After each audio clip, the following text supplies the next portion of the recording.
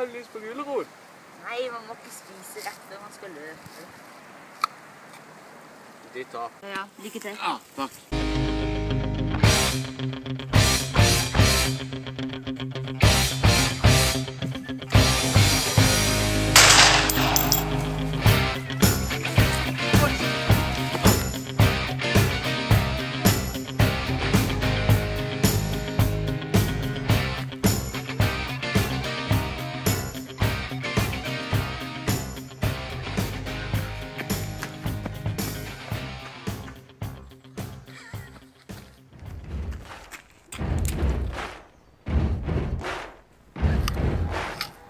Gulrot.